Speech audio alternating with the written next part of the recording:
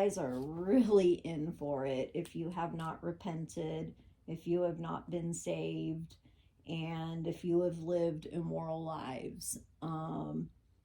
It didn't sound pretty. It was lots of people screaming in agony. Remember that scene on American Horror Story Coven where they did the Decensium?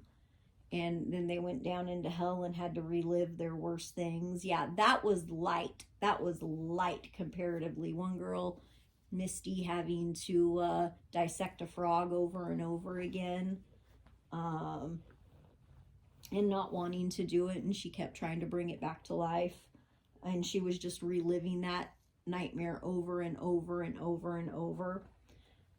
So there's different rungs of hell like there are in heaven, and you get tortured according to your bad deeds. So if you were a sexual predator on earth in your time in your human life, you can expect that kind of torture down in hell. And same, it's based on your deeds. Like it says that is, and it goes the same for heaven too, based on your deeds. You either earn it or you don't. And it sounds like hell is almost a perfect opposite reflection of heaven, where things seem to be at peace. There's this divine ambrosia, this peaceful light. Everyone is happy. And then at one time, Lucifer thought he'd start a rebellion up there, and he got thrown to earth.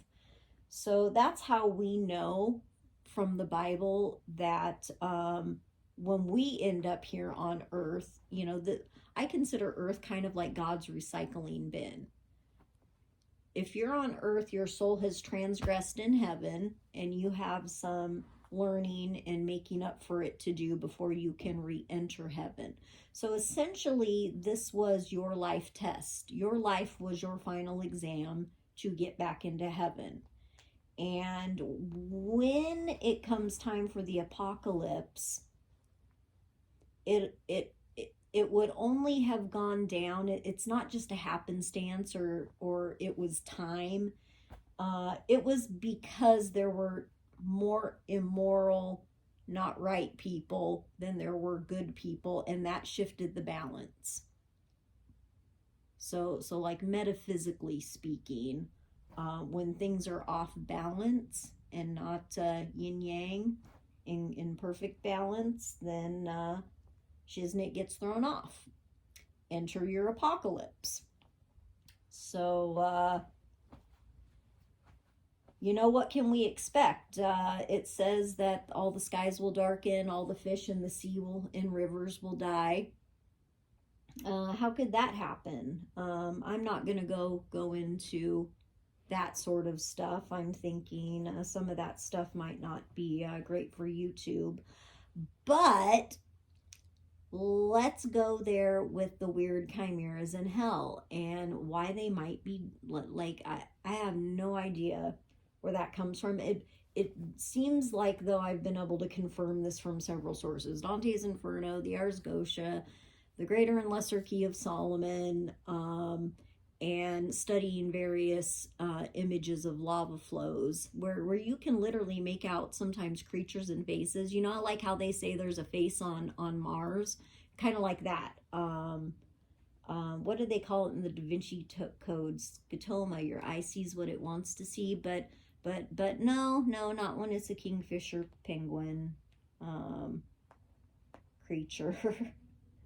So yeah, looking at lava flows can be really interesting.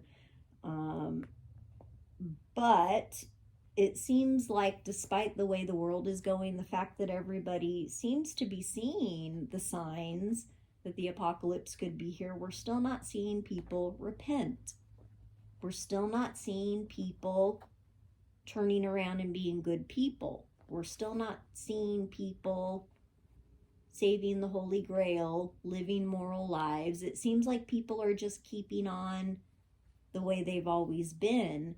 And the only way, I think, to stop it is for people to turn around and do the right thing. We have to shift the balance back. People have got to be start being good people now, start being law-abiding citizens now. And that's even if you don't make it into heaven later, and nothing is guaranteed. Be in the Holy Family,